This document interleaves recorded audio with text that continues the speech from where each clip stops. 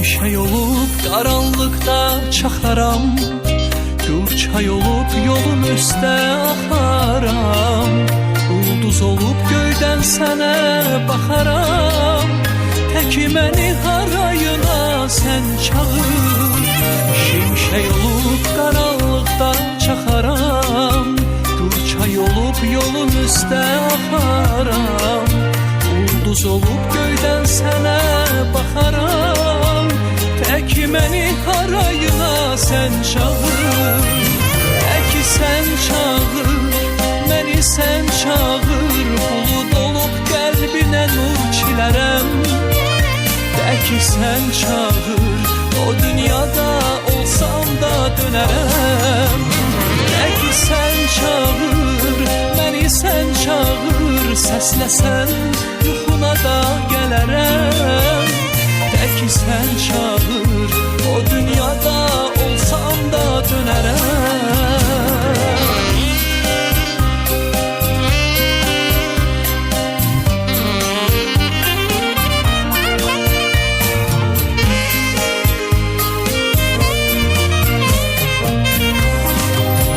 Damla damla ürəyinə axaram, aramızda dağlar olsa yıxaram.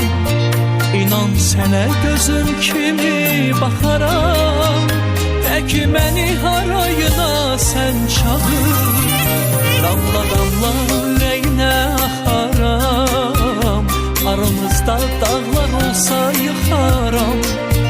İnan sənə gözüm kimi baxaram, təki məni harayına sən çağır. Təki sən çağır, məni sən çağır, bulud olub qəlbinə nur çilərəm.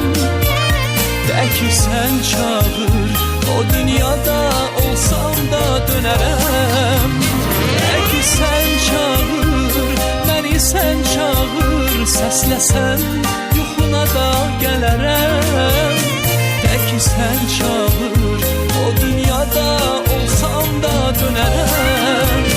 Təki sən çağır, məni sən çağır, səsləsən yuxuna da gələrəm. Təki sən çağır, o dünyada olsam da dönərəm. Təki sən çağır, məni sən çağır, bulud olub qəlbinə nur çilərəm. Təki sən çağır, o dünyada olsam da dönərəm.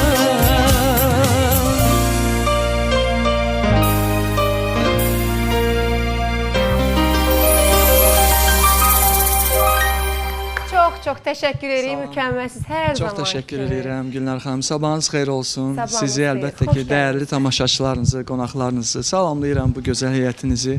Uğurlar arzu edirəm həmişəki kimi, güc, qüvvət. İnşallah ki, hər şey ürəyinizdə olsun. Və hər zaman sizin kimi keyfiyyətli səslər hər zaman yanımızda, səhnəmizdə olsun. Allah razı olsun. Sənətçi dostumuz, istedadlı ifaçı Fərid Quliyevin ifasından günümüz daha da gözəl, daha da belə sevgi dolu başladı. Sözləri Vaqif Ocaqlı, musiqisi gözəl bəstəkarımız Nadir Əzimovun musiqisi.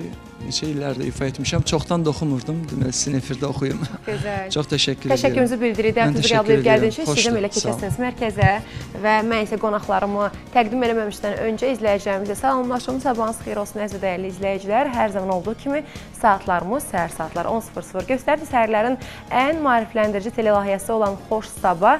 Mən Gülnar Səhliyarın təqdimatında bugün də sizlərin qarşısındayıq və yaxın 2 saat ərzində proqramımız canlı yayımlanır. Bu o deməkdir ki, siz də canlı efirə qoşula bilərsiniz və bu fürsətdən yararlanaraq qonaqlarımıza suallarınızı ünvanlaya bilərsiniz. Bugün biz dəyərli izləyicilərimiz, valideynlərə xüsus ekranlara daha yaxın əyləşin bir çox maraqlı mövzulardan, övladlarınızın, abituriyentlərin ixtisas seçimlərindən, eyni zamanda uşaqlarımızın, övladlarımızın nitq qüsurlarından və sözsüz ki, yaradıcılıq qabiliyyətlərindən danışacağıq. Elə bizim əl işi bölməmizin də yaradıcı bir qonağı var. İstəyəcəm həmin o qonağımızla başlayım, hansı ki, hər zaman bizim studiyamızın yaradıcı bölməsində, yəni əl işləri bölməsində xüsusi əl işlərinə sevilən, seçilən dəyərli dostlarımız var ki, bugün də dulusçu Nazar Amanov. Koyun mikrofonu mən götürüm də sizin üçün burada. Hə, sevə-sevə. Siz artıq əllərinizi Əlləriniz artıq məşğuldur. Xoş gəlmisiniz. Sabahınız xeyir. Sabahınız xeyir, gününüz uğurlu olsun. Sağ olun xanım. Necəsiz Nazar bəy? Yaxşıyam, çox sağ olun. Sizdən tərsiz. Yaxşı, gününüz uğurlu olsun. Əslində bizim bir dəfə studiyamızda olmusunuz. Düzdür, hə. Tez-tez gəlin. Biz çox darıxırıq Oldu. sizin üçün, Mütləq. əl işləriniz üçün. Tanıyanlar kifayət qədər çoxdur, amma tanımayanlar üçün istəyəcəm, yeni görənlər üçün, yeni izləyənlər üçün özünüzlə bağlı, fəaliyyətinizlə bağlı məlumat verəsiniz. Bizdə işimiz budur da. Nədir? Bizdə işimiz budur, tuluqçuluqdur. Kim istəsək elə bilər. Uşaqlar üçün dərs keçirik. Master klasslar verirsiniz. Master klasslarda veririk. Nə olsa ki, onu eləyirik. Nə bacarırıq. Əslində çox sevindirici bir haldır ki, Nazar bəy Tacikistanlı olsa da, qısa müddətdə bizim doğma dilimiz, ana dilimiz, Azərbaycan dilini çox mükəmməl öyrənib, çox pozitiv insandır, zəhmətkeş insandır, zarafatçıl insandır və düşünürəm ki, işlə sevgi ilə yanaşır. Çünki həqiqətən də işlə sevgi ilə yanaşdığınız təqdirdə daha da gözəl işlər çıxartmış olursunuz. Əslində Səmidə xanım öyrətib də, yoldaşım öyrətib. Həyat yoldaşınız öyrədib. Bu sevgidir da, artıq sevgidən yaranan dil məhəbbətidir. Çox gözəl. Biz də adı necədir gəlin bacının? Səmidə. Səmidə xanım. Səmidə xanımı biz də hörmətlərimizi, sevgilərimizi göndəririk. Yaxşı ki, elə bu sevgi olub və siz də Azərbaycana gəlmisiniz. Hə, çox gözəl, xoş gəlmisiniz. Çox sağ olun. Efimizə də xoş gəlmisiniz. Bax, bizim sifarişlərimizdən istəyəcəm soruşum. Əl işlərimizi biraz sonra göstərəcəyik, daha əhatəli, hazır əl işlərimizi. Var ya, buradakılar bizim əl işlərimizdir. Hə, baxın, arxada gördüyünüz bütün məhsulların hər biri bizim dəyərli Nazar bəyin əl işləridir. Ümumiyyətlə, hansı növ məhsullara daha çox tələbat var Nazar bəy? Əslində qazan, çaynik belə şeylərdə alınır. Çayniklərə? Çayniklərdə, hə. Çay dəm üçün yaxşıdır. Çay dəmləmək olur bununla, saxsı qabda. Hə, olur, hə. Onu mən də bilmirdim. Yox, çay dəm, buğlama, belə şeylər olur. Bəzən deyirlər ki, gildən hazırlanan əşyalar çox həssas olur da, qırılmağa çox meyilli olur. Nə qədər realdır bu yanaşma? İndi biraz möhkəm olsa, bir temirməsi də, belə möhkəm olsa qırılacaqlar hamısı.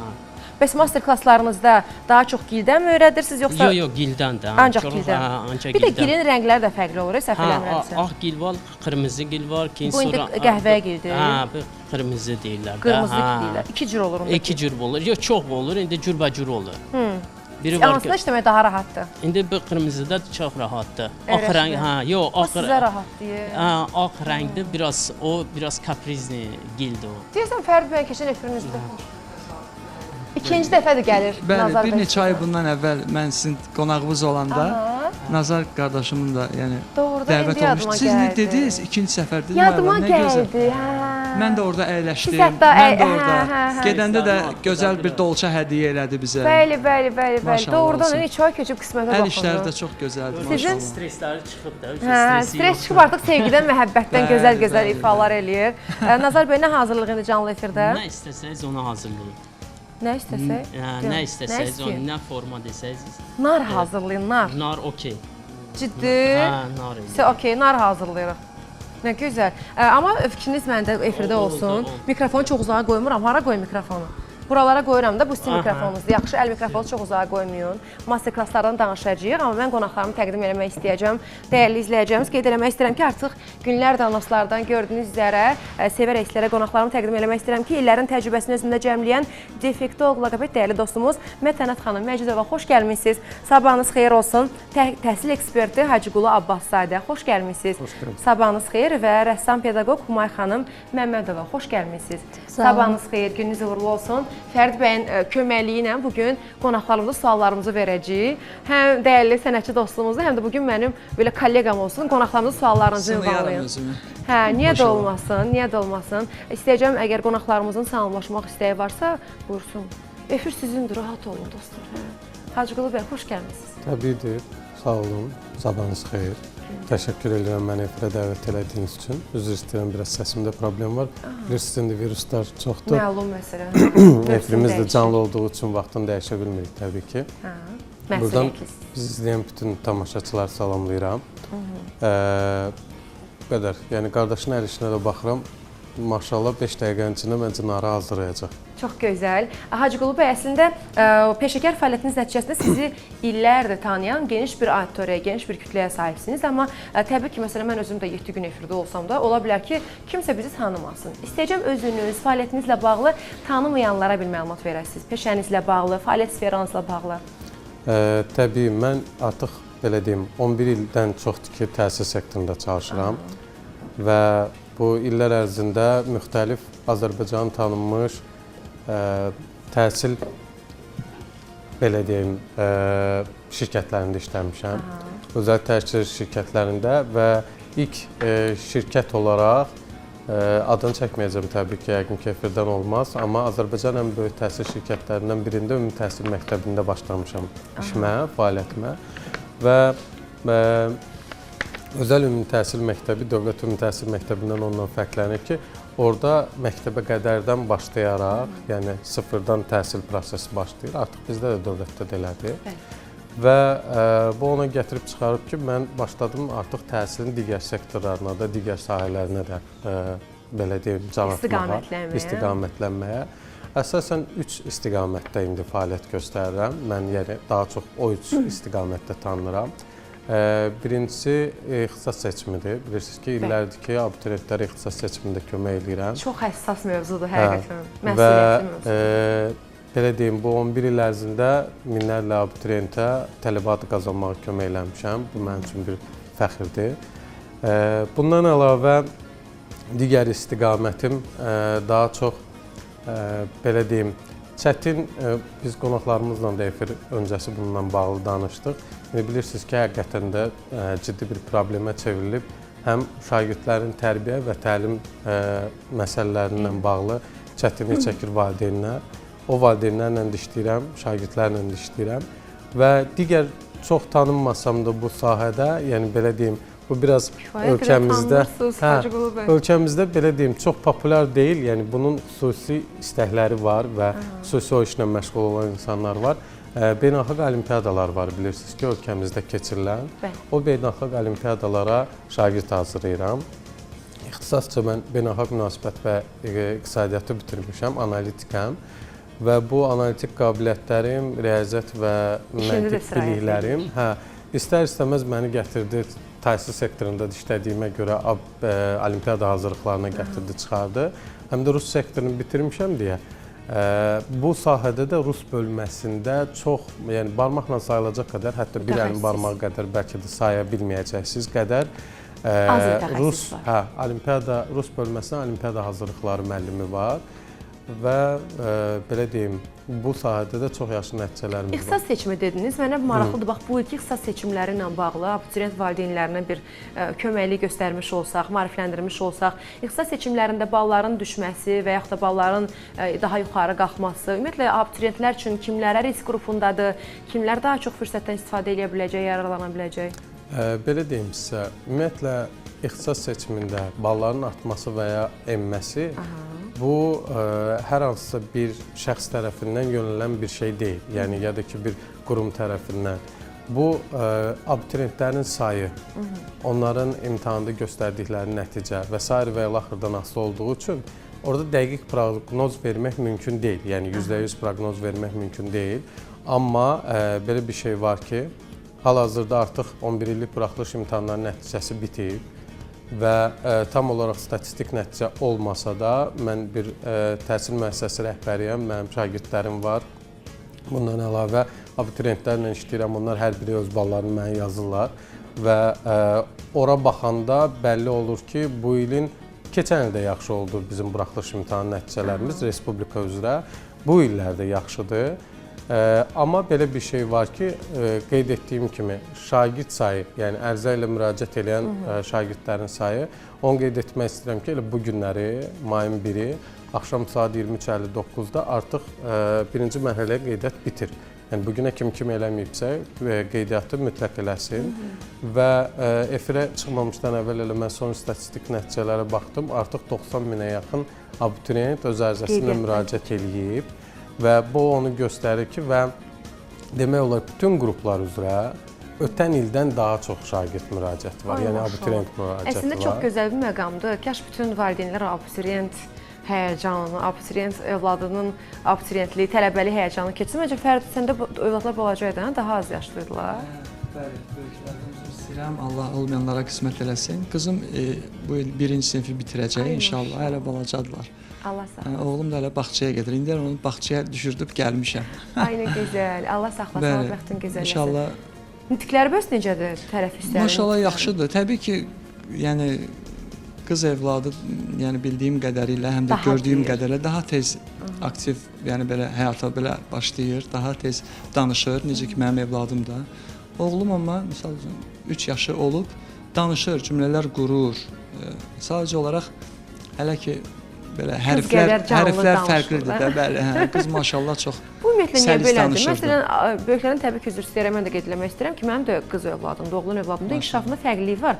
Bu mövzunu məncə Mətanət xanım daha mükəmməl bilər. İstəyəcəm Mətanət xanım mikrofonu götürəsiniz, daha rahat, daha səlis olanda siz fikirlərinizi bildirəsiniz ki, ümumiyyətlə uşaqlarda nitq inkişafının kritik mərhələləri hansı dövrə, hansı yaşa təsadüf edir və niyə qız övladlarının inkişafı ilə oğlan uşaqlarının inkişafı bir hesablanmır, yəni fərqli individual hesablanır?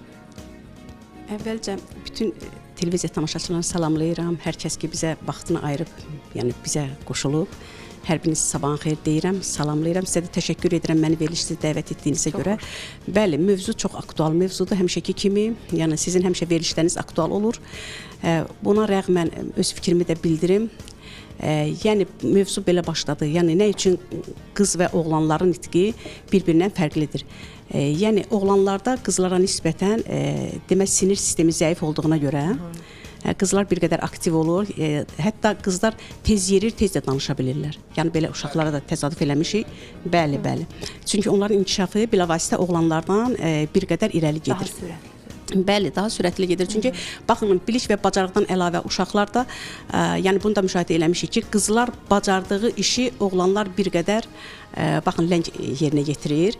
Yəni yenə dediyim kimi bütün dünya statistikasında bunu göstərir. Yəni Azərbaycanda deyil, bütün dünya üzərindən. Bəli, çünki oğlanlarla qızlar çox fərqli yəni inkişaf edirlər.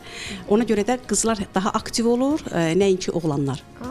Bəli, nitqi ilə yanaşı eyni zamanda bunların hərəkətləri, bunların davranışları, bunların sürətlə inkişafı yəni bir-birindən fərqlidir. Bəs sırf nitqdən danışırıqsa, tələffüzdən, nitqdən danışırıqsa, əgər uşaqlarda normal nitq inkişafına təsir edən əsas amillər hansılardır ki, onların inkişafını daha dəstəkləyir? Bəli, indi ona da toxunacağam.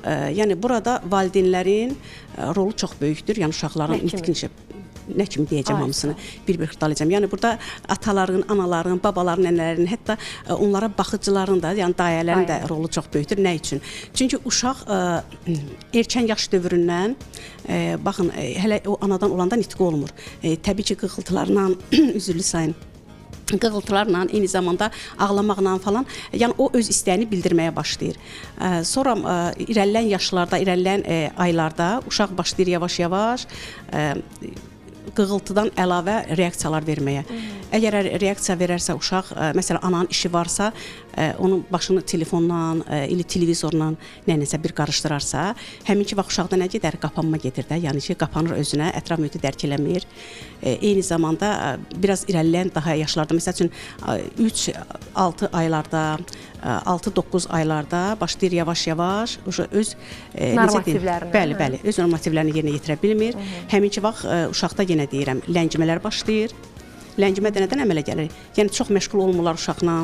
Uşaq məsələn yemək yeyərkən televiziyaya baxarsa, planşetlərdən, telefonlardan istifadə edərsə, bilavasitə uşaq o mərhələdən başlayır. Bəli, başlayacaq. Statistika bunu göstərir ki, dünyadakı uşaqların 10%-ində müxtəlif nitq ləngimələri müşahidə edilir və bütün dünya üzərindən 10% uşaqların nitq ləngiməsi gedir. Əslində bu çox da yəni qorxuducu bir rəqəmdir real yanaşsaq. Çünki nitq ləngiməsi hətta 7-8 yaşında uşağın danışmamağı deməkdir. Düzgün olmayan tələffüz, eyni zamanda ətraf mühiti dərk eləməmək, eyni zamanda uşaqda yəni ki belə bir necə deyim sizə, göstərici yaranır ki, uşağı çağırarsan adına reaksiya verməyəcək. Valideynlər elə bilirlər ki, yəni bunlarda spektr pozuntusudur və eyni zamanda qulağında bir problem var, yəni eşitməməzliyə vurur. Bunun mərhələləri varmı, nitq ləngimələrinin mərhələləri? Bəli, əlbəttə ki var. Məsələn, nitq ləngimələrinin mərhələləri belə başlayır da, sizə deyim, 1 yaşında uşaqda 100 söz ehtiyatı olur, 2 yaşında 200, 3 yaşında 300 söz ehtiyatı. Bu normativdir. Bəli. Bəs individual götürülürmü Mətanət? İndividual, hər uşaq individualdır da. Yəni ki, hər uşağın özünə məxsus bilsin necədir, elə anlaq səviyyələri, fərdi xüsusiyyətləri axı eyni deyil. Hər birimiz, məsəl üçün uşaqlar da, eyni zamanda böyüklər, hər birimiz fərdi xüsusiyyətlərimiz var da, düzdür? Bəli. Buna rəğmən, yəni hərə öz fərdi xüsusiyyətini, hərə öz anlıq səviyyəsini necə deyim, belə istifadə edərək qapanması da belə ola bilər, məsələn, ləngiməsi də belə olar. Çünki hərənin özünə məxsusdur. Aha. Bəs bu danışdığımız nitq ləngimələri ümumi motorikanın inkişafına necə təsir göstərir? Əlbəttə ki, pis təsir edir. Biz nəyə görə? Çünki uşaqlarda məsələn, uşaq hər hansı bir predmetə toxunmursa və yaxud da oyuncaqlarla məşğul deyilsə, eyni zamanda məsələn, baxın, Suxaminskinin fikrinə görə uşaqların duyğuları barmaqlarının ucundadır, yəni lamisə, toxunaraqdan. Düzdür? Duysal şeylər. Bəli, toxunaraqdan. Məsələn, uşaqlar puzzlelardan istifadə etməlidir, uşaqlar mozaikalardan istifadə etməlidir. Rəsmə getməlidirlər, yumşaq oyuncaqlardan, sərt oyuncaqlardan istifadə etməlidir. Rəqsdən savayı, məsələn, uşaqlar bir toplantıda olmalıdır. Havada daha çox olsalar daha gözəldir. Biz uşaq vaxtı evə yığa bilmirdilər. Amma indiki uşaqlar bayra çıxardım. Biz nəyə görə? İndi uşaqları çörə çıxarda bilirsiniz nəyə görə? Çünki valla mən qız idim də, yeri gəlsə oğlanlar addan dillər. Mən şəxsən məni evə yığa bilmirdilər valideynlərim. Evdə həyətdə ortada qaldı. Nə voleybol, futbol, hər şey oynayırdıq uşaqlarla. O rezinka deyirlər qızlara tulla. İndi heç mən görmürəm uşaqlar onlarla. Bilirsiniz necədir? Əvvəllər uşaqların bəli, təxəyyül, təfəkkür elə inkişaf etmişdi. Yəni uşaqlar özlərinə oyun da icad edirdilər sanki. Düzdür? Cürbəcür oyunlara meyilli olurdular. Amma özümüzün ideyalarımız var idi. Bəli, indi uşaqlarda bu ideyalar da yoxdur və eyni zamanda oyuna maraq da yoxdur. Çünki onlarda bilirsiniz necədir? Xoşa gələn, gəlməyən verilişlərə alidə olublar. Düzdür? Oyunlara, telefonlardan, planşetlərdən. Əsasən bundan belə gəlir. Bəli, buyurun. Məclisdəydim. Orada bir ziyalı bir insan söhbət elədi. Mənə çox belə xoş təsir bağışladı və inanıram ki, bizdə Azərbaycanda da nə vaxtsa, yəni o elə bir şeyə ehtiyac olacaq. Deməli, tam dəqiq yadımda qalmadı, bu Avropadadır, yoxsa Amerikadadır. Artıq reabilitasiya mərkəzləri var telefon planşetə görə. Yəni ki, bu belə deyək ki, bu asıllıq kimi kim yəni asılıdırsa artıq ora gedir, orada görün nə dərəcədə artıq zərərli vərdiş kimi qəbul olunur. Həqiqətən, yəni bu artıq çox ciddi bir məsələdir. Görün nə dərəcədə ciddidir ki, artıq reabilitasiya mərkəzi var artıq. Yəni ölkədə var, elə adamlar var ki, səhər, gecə saat 2-yə qədər ancaq telefonda qalır. İndi baxın, məsələn biz hamımız kollektivdəyik də, düzdür? Kollektivdə əyləşmişik, söhbət eləmək istəyir, bir sual vermək istəyəndə, baxın, telefona alidə olan böyük insan, baxın, elə bir ki, ətrafı dərk eləmir, suala cavab vermir. İstər-istəməz bir neçə vaxtdan sonra deyir ki, sən nə isə deyirdin mənə, deyirsən ki, heç nə demirdin. Elə belə, heç nə demirdim. Adi elementar dost mühitində yığışırıq, gəlin real danışalım dostlar. Dost mühitində yığışırıq, xanımlar və yaxud da elə cütlüklər fərq eləmir. Yığışırıq, bir də görürük ki, bir 5 dəqiqə 10 dəqiqə hamı telefonda nəsə paylaşır. Nəsə onu eləyir, nəsə baxır. Baxırıq ki, başımıza qalıb, səndən mən özümdən əlində telefon varmış. Yəni qeyri-ixtiyar sanki əlimiz gedirdi o telefona, amma kəşki telefon məsələsində də özümüzü tərbiyələndirə bilsək hər birimiz. Çünki uşaqlar həqiqətən də özünü tərbiyələ, uşağını tərbiyələmə, uşaq onsuz da sənə bənzəyəcək. Övlad bizim aynamızdır. Biz uşaq vaxtından dildən mövzu vardı ki, uşaq evin güzgüsüdür. Biz neynəsək, övladımız onu təkrarlamağa sövq eləyəcək. Nə gözəl olardı ki, bax, yaradıcı işlər görək, gözəl işlər görək. Əslində, hər birimiz öz sahəmizdə vətənə, xalqa yararlı bir vətəndaş olsaq, daha gözəl nailiyyətlərimiz olmuş olar. Üzrlü sayın, evladları da bu ruhda böyütmək lazımdır. Eyni zamanda... Bayaq çox gözəl bir mövzuya toxundunuz ki, övladların toxunsallığı, duyusallığı, eyni zamanda yaradıcılığa marağı. Mən düşünürəm ki, Xanım, siz bu mövzuda devrəyə girirsiniz, Türklər demiş.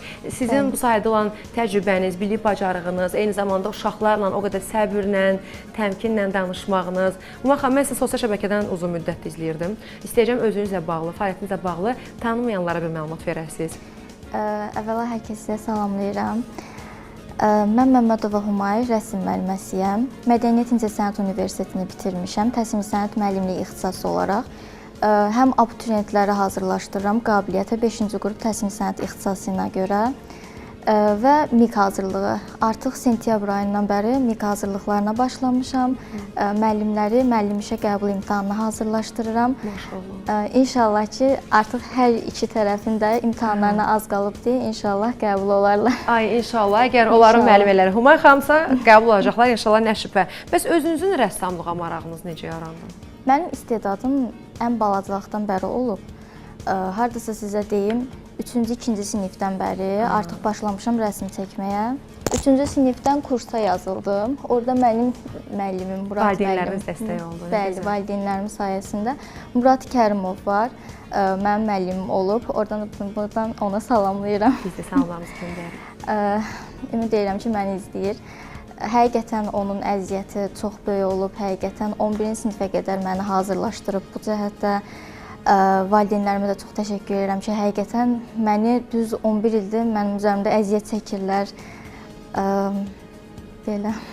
Bu sayədəki hədəfiniz mənə çox maraqlıdır. Hədəfim bu yaşda bu zirvəyə qalxmısınız və mənim hesabımda gördüyünüz həmin o rəsmlər, portret sayılır. Bu natural mənzərə sayılır. Həqiqətən çox gözəl mənzərələrdir və bir neçə saniyə sonra həmin mənzərəni görəcəyik. Humay xanımın əl işlərini görəcəyik studiyamızda.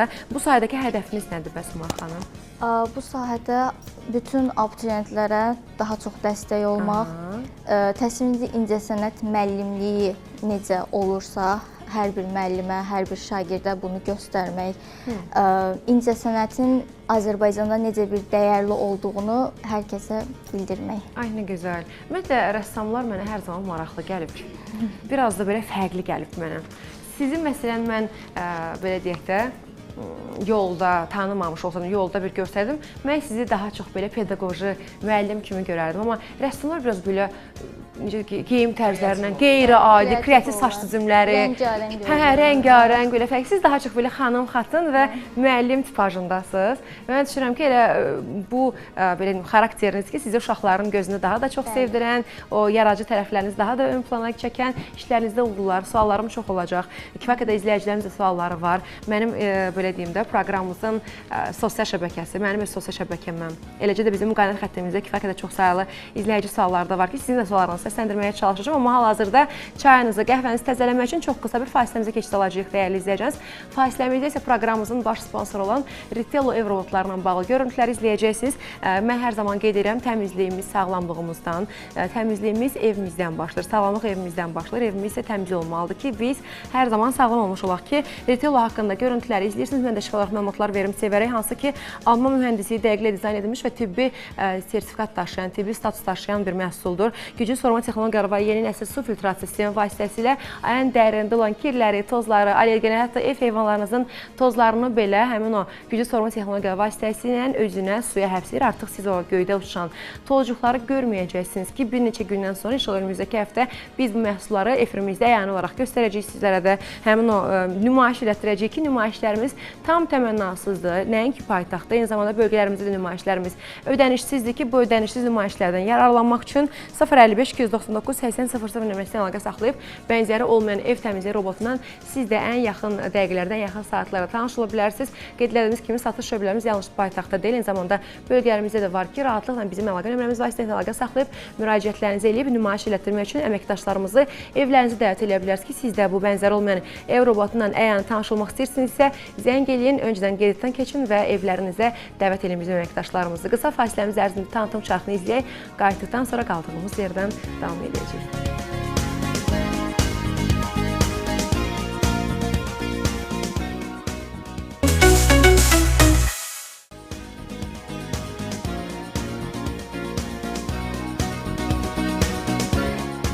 Nazar bəy, mənim şəxsən öz istəyimi nəzərə alaraq bir neçə dəqiqəyə, hətta deyəlim bir neçə saniyə artıq narın selütini hazırlamış oldu.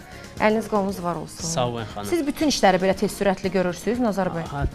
Olur da, arada olur ki... Əsas məncə çətin olan onun qurumağıdır, yox. Hə, çətin indi qurumağıdır, amma eləmağım biraz çətindir. İndi öyrənmişəm də nətər eləmək. Əslində eləmək çox çətindir, çünki biz keçən dəfə, elə Fərid bəy də özü buradaydı da, biz keçən dəfə burada bir dənə, nə bilim, stəkanı belə düzəldə bilmədik də, yəni bildiyin belə əyri-əyri getdi. Düzdür, bir də hiss lazım ki, hara sıxmaq lazım. Bəs əlinizin bu alt səsi incitmir? Yox. Burası? Yox. Deməli, yox. Siz nəyə görə deyirəm? Keçən mən əlimlə belə eləyəndə, əlimin bu hissəsi incitdi. Ola bilsin çox basmısınız da. Olmaz çox basmaq. Master klasslarınızda o nəyi keçirsiniz? Məsələn, mən və yaxud da qeyri birisi, uşaq, neçə yaşından gəlirlər master klassa? Uşaq 4 yaşdan yuxarıdır. Nə gözəl. 80 yaşı nənəm gəlir eləyir də. Deyir, nənələr deyir ki, stresim var, deyir, çıxsın, deyirəm ki, elə. Kimin stresi var qonaqlarımızdan? Kimin stresi varsa çıxarda bilər. Çoxları eləyirlər. Azqulu bəy bu dəqiqə, Azərbaycanda biraz bir dənə stressdədir. Azərbaycanda biraz utanırlar böyüklər. Əslində indi bu böyüklər üçündür. Ki qoyurlar qabağa qoyurlar uşaqlarını. Deyir ki, eləsin uşaqlar. Əslində uşaqlar böyüklər kompleks eləyirlər də. Yəni onun daha belə Düzdür. Biraz Peşəkarlaşmış peşəkarlaşmış və sonda da nəyisə, yəni düzəldirsən də, Ay, belə sağ deyək. olun. Çox Ümumiyyətlə, maraqlı. master klasslarınızda nələr keçirirsiniz? Məsələn, neçə müddət olur master klasslar Olur, tam? biri var ki, eləyir, tez eləyir, belə qabiliyyəti var da. Biri var ki, yox, biraz eləgəndə hazırlamaqda biraz sınacaq, yəni təzədən Ay, eləyirsiniz. sağ olun. Belə şeylər olur. 20 dəqiqə, 30 dəqiqə belə çəkir. Bəs duluzçu kimi yetişdirirsiniz onları, peşəkar, professional Onlar duluzçu. axırğa çəketmir ki, 1-2 dəfə eləyirlər, həvəsdən düşürlər. İndi həvəs lazımdır ki, burada sevgi Master lazımdır. klasslarımız Novxanda olur da, səhv eləmirəmsə. Novxanada olur. Hansı tərəfdə Novxanda? Bu Novxananın Qurd dərəsi deyir, orada da imaratxanasıdır. Əlaqə nömrəmiz də, sosial şəbəkəmizdə dolça.az-dır da sözünüzün səhvim. düzdür. Dolça.az sosial şəbəkəsinə daxil olun. Mütləq bizim dəyərli dostumuz Nazar bəyi izləyin. Nazar bəy sizin evinizdir o orada gördüyüm o rəngbərəng əl işləriniz var. Ay gələcəm mən sizə. Evim yox, master Bir gün uşaqlarla elə ailəvi hamımız gələcəyik sizə. Keyin qonağım bunu. Gözüm üstə. Hə, gələcəm, mütləq gələcəm. Novxanı tərəfdir, yadımda qalıb keçən səfərdən. Ay, sağ olun. Hə, Əla. gələcəm orada öyrənərik birlikdə Oldu. master klass. Sənə tanış olaq, bir ailəvi tanış olaq da nə gözəl olar. İndi bax bunları neçə müddət qurumaq lazımdır ki, tam bunlar ki bərk olsun. Bir həftə quruyur, ondan sonra peçə qoyuruq, peçdən sonra çıxır, hazırdır. Onların xüsusi sobaları olur da, hə? Yəni adi bildiyimiz yemək bişirdiyimiz soba deyil. Yox, 960 qradusda bişir. O dərəcədə. O Ki tam belə möhkəm bərk olur. Əla. Ondan sonra rəngliyirsiniz. Boyalarını ondan sonra eləyirsiniz. Əla, gözəl. Bəs ümumiyyətlə master klasslara tələbat necədir Azərbaycanda? İndi yaxşıdır. Qabaq biraz zəif idi, indi çox yaxşıdır. Qrup şəklində gəlirlər, tək-tək gəlirlər. Qrupam gəlirlər, tək-təkəm Biz də gəlirlər. gedək də. Hə, Emtilin. Bütün komanda gedək. Nə vaxt gedək? Bir dənə bazar günü evdə olur. Operatorlar deyə malin Samir və Samir gəlsə, bir gedək. əslində operatorlar çox stressdədir. Hamımız, hamı, əlbəttə. Əsas Məsuliyyətdir operator də. lazımdır. Gələndə yəni operatorla gəlin. Xoşum gəldi. Gələndə operatorlarla gəlin, çəksinlər. Vəsə, gözüm üstə. Onsuz da biz hara getsək çəkirik də, maşallah. Hə, nə soruşum mən sizdən? Siz özdə yaxınsınız da, hə? Sumqayıtda fəaliyyət göstərirsə, Umay xanım siz.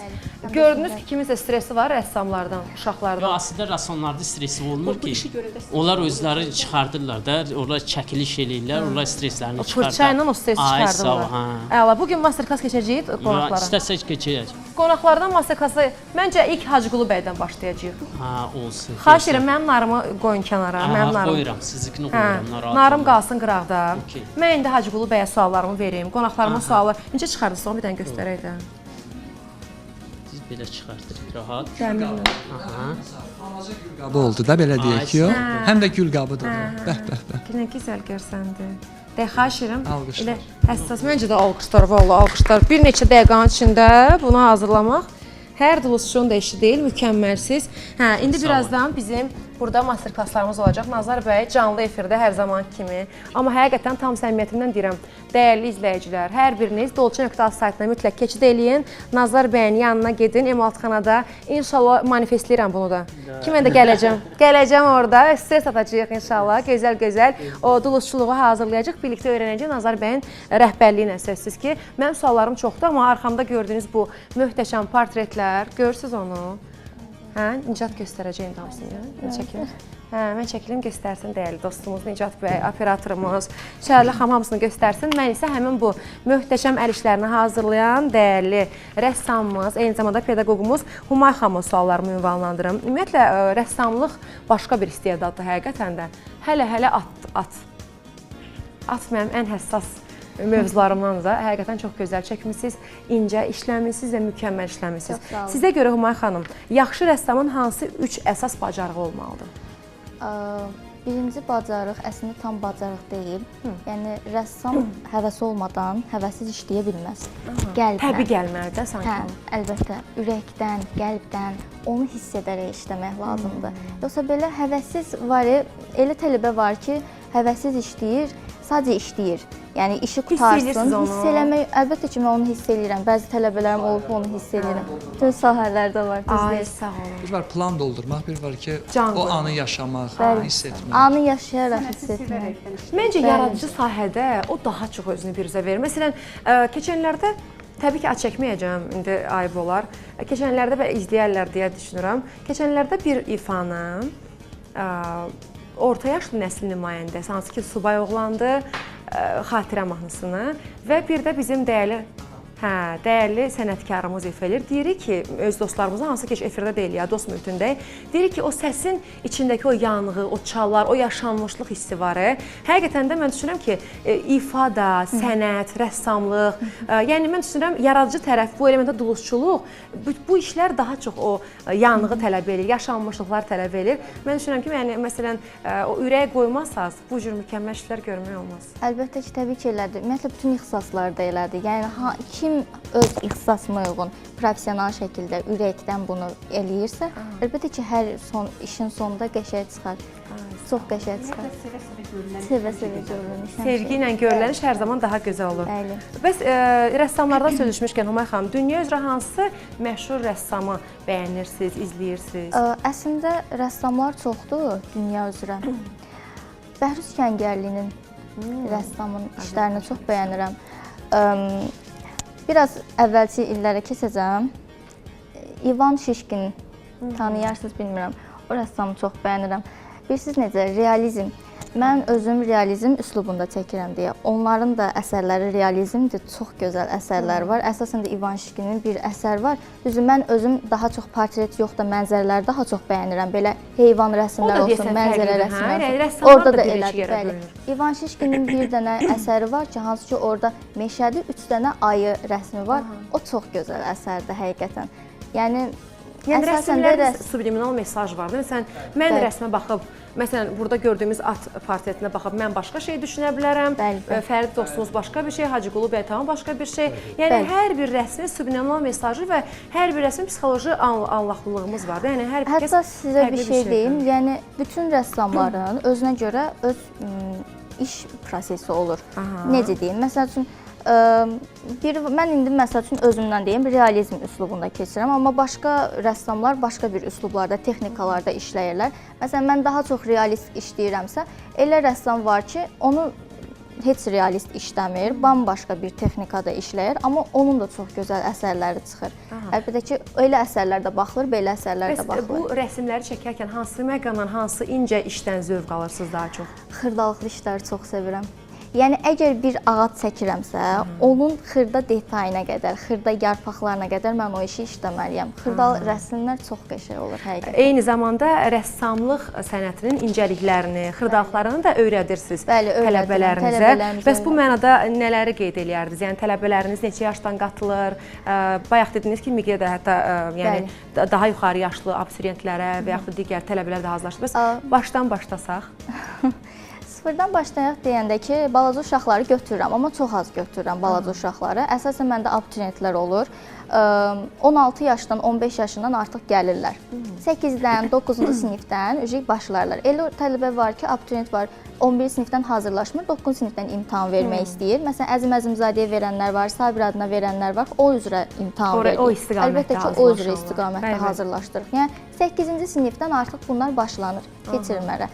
Amma abituriyentlər də çox vaxt gəlir 9-dan, 10-cu siniflər, 11 belə, yəni başlanır çəkilməyə. Bəs ümumilikdə rəssamlığa maraq, tələbat necədir Azərbaycanda? Tələbat çoxdur. Əslində belə deyim, Azərbaycanda incəsənət çox yüksək səviyyədədir. Həqiqətən yüksək səviyyədir. Yəni, normal kiçik səviyyədə olsaydı, bizim heç rəssamlıq akademiyamız olmazdı, Mədəni İncəsənət Universitetimiz olmazdı. Elə sadəcə olaraq rəsm kursları olardı və onunla da artıq fasilə olardı, belə deyim. Amma ki, çox yüksək səviyyədədir və hal-hazırda da dizayndır, təsvir sənət müəllimlikdir, bu ixtisaslara daha çox tələbat var. Yəni, abituriyent gəlir, deyir, mən dizayn istəyirəm, gəlir, deyir, mən müəllimlik istəyirəm. Yəni, əslində başqa ixtisaslar da var, məsələn, rəngkarlıqdır, qrafikadır, bunlar da var. Amma ən çox gələnlər tələbat dizayndır, bir də təsvir sənət müəllimlikdir. O da necə olur? Elə tələbə olur ki, abituriyentdə imtahan verəndə buraxılışdan balı az olur.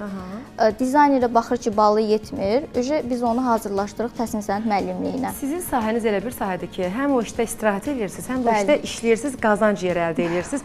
Mənə çox maraqlıdır Mətanət xanım, amma sizin işiniz biraz daha fərqlidir də.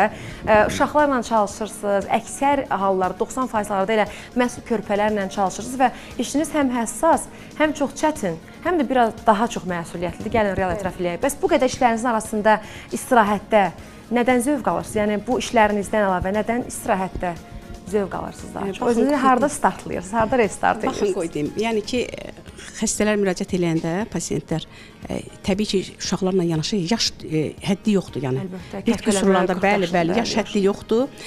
Eyni zamanda qoy onu da vurğulayım ki, həmin pasiyentlərə kömək edərəmsə, yaxud onlar sağalarlarsa, demək olar ki, mən həmin vaxt istirahət edərəm. Ay, nə gözəl. Çox məsuliyyətlə işləyirəm və eyni zamanda nəticə əldə edirəm. Qısa zamanda. Bəli, qısa zamanda nəticə əldə edirəm. Yəni işlərimi bilirsiniz. Həminki vaxt demək olar ki, nəinki dincəlməyi, cavanlaşıram. Elə öz işinizdən zövq alırsınız. Bəli. Mən işimi çox sevirəm. İşimi çox sevə-sevə bu işi görürəm. Ümumiyyətlə hər hansı sahədə olursan ol, işini sevməsən, yəni heç nə əldə edə bilməyəcəksən. Ümumiyyətlə günümüzdə daha çox rastlaşdığınız nitq qüsurları hansılardır? Nitq qüsurları hansılardır? Nitqin ləngiməsi və inkişafsızlığı. Kəkələmə daha çoxdur. Bax bu ərəfədə kəkələmə neçə illərdir mən laqanevrozda, yəni dil nevrozu kəkələmələrlə işləyirəm. Yəni yaş həddi yoxdur. Hətta kiçik yaşlarda 2-5 yaş arasında başlayır da uşaqlarda. 2 yaşdan hətta 39-40 yaşına qədər, 50-52 yaşına qədər, yəni pasiyentlərim olub ki, şükür Allaha nəticələr də əldə etmişik. Bu illərin təcrübəsi var da üzərinizdə. İllərdir olan şəxsi təcrübəsi əsasən valideynlər istəməyərəkdən, bilməyərəkdən nələri yanlış edirlər uşaqların inkişafında? Baxın, deyəcəm sizə, elə onu da elə istirdim o məqama da toxunmağa. Əlbəttə. Uşaqların deməli nitq qüsurları olarsa, buna hətta artikulyasiya problemi ilə əlaqələndirirlər, amma artikulyasiya problemi deyil bu sırf. Uşağın zəka geriliyi, uşağın əqli gerilikləri, uşağın dərk eləmədən, dərk etmədən gördüyü yanlışlıqlar, eyni zamanda uşaq sevgi istəyir, məhəbbət istəyir, yəni bundan bir qədər uzaqdır. Valideynə sual verərsə uşaq, valideyn sanki yorulurmuş kimi uşağa deyir ki, bəs sən çox danışdın. Uşağı məsələn bəzən işdən yorğun gəlir. Bəli. Uşağı bax yatırdarkən, uşağı çimdirərkən, uşağı geyindirərkən bax onunla söhbət eləməlidir, müzakirələr etməlidir. Təbii ki, uşaq da bunu öyrənərəkdən inkişaf etməyə başlayır. Eyni zamanda uşaqları gəzintiyə çox çıxarmalıdırlar. Nəinki evdə oturub eyni şeyləri uşaq təkrar eləyəcək. Bəs nitq qüsurları zamanı loqopedik terapiyaların məqsədi və effektivliyi hansı səviyyədədir günümüzdə? Məqsədi odur ki, uşağı inkişaf elədərək öz necə deyim sizə, tuşlarına, öz yaşıdlarına çatdırmaqdır. Eyni zamanda baxın, uşaqlarda nitq geriliyi varsa, uşaq ətraf mühiti dərk eləməyərəkdən eyni zamanda onu da deyim ki, öz yaşıdlarına qoşulmayacaq. Belə də uşaqlarda qüsurlar var ki, böyük uşaq. Yəni ki, uşaq böyüklər qədər dərrakəsi çoxdur. Məsələn, 3 yaşında uşaqdır məsələn, 2 uşaqdır da, 2 dənə uşaqdır 3 yaşında. Hər ikisində eyni diaqnozdur. Bunların müalicəsi eyni istiqamətdə, eyni vaxt kəsiyində gedir korreksiya, yoxsa hər uşağa görə individualdırmı korreksiya? Uşaqlarda individualdır, biz nəyə görə? Çünki qrup şəklində qrup terapiyası. Məsələn, bir uşaq gəlir deyir ki, 1 aya artıq mənim uşağım da artıq. Biri gəlir, amma 3 aya, 5 aya nəticə görmür. Baxın, anlıq səviyyəsi yenə var burada, fərdi xüsusiyyət var yenə burada, bəli. Eyni zamanda valideynlərlə iş normal olmalıdır. Çünki valideyn əgər evdə uşaqla məşğul deyilsə, mütəxəssis yanına nə qədər istəyirsə gətirsin. Yəni mütəxəssis təbii ki, ona 45 dəqiqə, 1 saat, yarım saat məşğul olacaq. Hətta kitab yazıb 35 dəqiqə, 45 dəqiqə mən məşğul oluram uşaqla. Deyirəm ki, daha mükəmməl nəticə əldə edim. Baxın, əgər valideyn hələ hamısını mütəxəssisin üstünə atarsa, həminki vaxt necə deyim, nəticələr də biraz gec əldə olmuş olur. Eyni zamanda məsələn orada yanlışlıq nə olur? Yanlışlıq odur ki, əgər valideyn bilavasitə uşağın idrakına, uşağın inkişafına mane olan necə deyim sizə, işləri görərsə, yəni nədir? Özü rahat olsun deyə telefonu uşağa verərsə, saatlar televizorun qarşısında uşaq əyləşərsə, yemək yeyərkən də telefondan istifadə edərsə və yaxud telefonu ona verər ki, sən sakit ol, mənim işlərim var. Baxın, bunlar da faktorlardan biridir ki, uşağın... Əslində, bilərəkdən və bəzən də bilməyərəkdən özümüz edirik vaxtlarımıza müəyyən məqamları və bir məsələ var ki, son dönəmdə sanki o dırnaqarası dəb halına gəlib. Uşaq danışmırsa, autizmdir. Bu autizm nə yaman dəb olur? İndi qulaq asın, sizə bir söz deyəcəm. Baxın, uşaq var ki, anlaq səviyyəsi gözəldir, amma danışmır. Bəzən vaxtda danışır, amma nitqindən istifadə etmək istəmir. Yəni, bunlarda aktiv və pasiv nitq deyilir də, düzdür, pasiv nitqdir. Çünki o uşaqda nitq var, amma istifadə etmək istəmir. Niyə? Çünki tənbəldir. Ona sərf eləməyən işləri görür. Amma özünə sərf eləyən vaxt cavab da verəcək, istəyəcək də, istəyini də bildirəcək, amma istəmədiyi vaxt necə deyim sizə, barmaqdan, əlindən istifadə eləyəcək, barmaqla, işarət barmağına istifadə eləyəcək ki, bunu istəyirəm, onu ver mənə. Yəni tənbəllik. Məsələn. Bəli. Məsələn, uşaqlar çox mozaikalardan istifadə etsələr, uşaqlar çox plastilindən istifadə etsələr, qum terapiyasından istifadə etsələr, gəzintidə, yenə də deyirəm, təkrarçılıq olmasa, gəzintidə çox istifadə etsələr, gəzintidən. Əslində, hər kəs istəyər, bütün valideynlər istəyər ki, uşağı uğurlu olsun, gələcəkdə özgüvənli bir şəxsiyyət olsun, amma bəzən də nələrsə eləyə bilmirik. Ya maarifsiz oluruq, bayaq Məhəmməd xanım çox gözəl mövzulara toxundu. Yəni, zaman ayıra bilmirik, indi hal-hazırda xanımlar da, bəylər də işləyirlər və bəzən uşağı istəməyərəkdən susturmaq məcburiyyətində qalırıq da, belə deyək. Və hər şey təkcə təhsilin üzərinə gəlmir. Bayaq Məhəmməd xanım dediyi kimi, ailədən başlayır. Təhsil də, tərbiyə də ailədən başlayır. Evdə valideynlər nələr düzgün eləməlidir ki, Hacı Qulu bəy, tək təhsildən danışmayacaq, həm də eyni zamanda tərbiyədən. Həm təhsildə, həm xarakterin formalaşmasında nəticə alsın valideynlər. Nələri düzgün eləməlidirlər? İlkin olaraq bir şəxs kimi yanaşmalıdırlar öz övladlarına, yəni onların seçimlərinə. Baxın, biz indi bayaqları ixtisas seçimindən də danışdıq. Bir də görürsünüz ki, 11-ci sinif şagirdidir, artıq 16-17 yaşı var. Sərbəst bir fərddir. Və deyirsən ki, sən nə istəyirsən, bilmir nə istəyir. Çünki uşaqlıqdan ona nə istədiyi soruşulmayıb. Yəni, deyiblər ki, sən bunu eləyəcəksən, onu eləyəcəksən. Uşaq, baxın, xanım düz vurğuladı, ilkin olaraq yemək yedizdirmə məsələsi var da. Fikir verirsiniz, balaca bir uşağı 6 aydan başlayaraq normal qidalanmağa keçəndə bərk qidalara yavaş-yavaş 6 aydan başlayırlar keçməyə. Uşaq başlayır nəyəsə əl atmağa, götürüb özü yemək istəyir. Valideyn üstü batacaq deyə, ətrafı batıracaq deyə ona imkan vermir. Buna bir neçə dəfə cəhd göstərir. Hardasa bir aya qədər cəhd göstərir, hər dəfə əlini atır. Və valideyn ona imkan vermədikcə başlayır o funksiyanı itirir. Cəhd eləməməyə, sanki cəhd oturur, məni yedizdir. Və gəlir nəyə çıxır? 3 yaş var, 5 yaş var, uşaq deyir, məni yedizdir. İlk dəfə paltar geyinməyə də eyni anda uşaq başlayır paltarını geyinməyə. Misal üçün, əqqabısını geyinir, səhv geyinir. Sən əqqabını səhv geyinirsən, sən geyinəməzsən, gəlmən. Valideynlər, uşaq bilməlidir ki, mənim valideynim oradadır, yanımda yox. Biz elə bilirik ki, biz həmişə uşağın yanında olmalıyıq və onun əvəzinə hər şey eləməliyik. Uşaq bilməlidir ki, mənim valideynim oradadır, mənə lazım olanda, mən bunu bacarmayanda, o gələcək mənə kömək eləyəcək. Amma imkan vermək lazımdır ki, o heç olmasa bir-iki dəfə cəhd eləsin, səhv eləsin, düz eləsin, yavaş-yavaş o düzə özü gəlsin, çıxsın. Bu proses bütün yaş kateqoriyalarına aiddir. Məktəbə gedir, misal üçün, şagird öz çantasını özü yığmalıdır. Mən razıyam, kitab, dəftər çoxdur, müəllim valideyni daşıyır, çünki şagird onu daşısa belə eləyəcək. Bu reallıqdır, istər birinci sinifdən, elə digər siniflərdə də. Amma uşaq çətinlik görməlidir, uşaq yıxılmalıdır.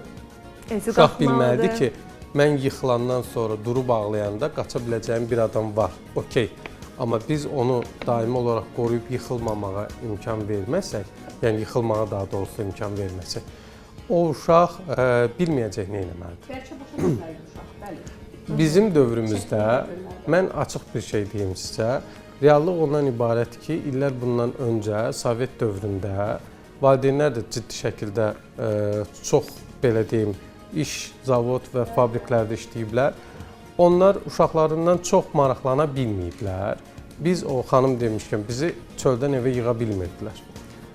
Bizi çöldən evə yığa bilmirdilər, amma bizdə də mənfi cəhət ondan ibarət ki, bizim də problemlərimiz olurdu, öhdəsindən gələ bilmədiyimiz.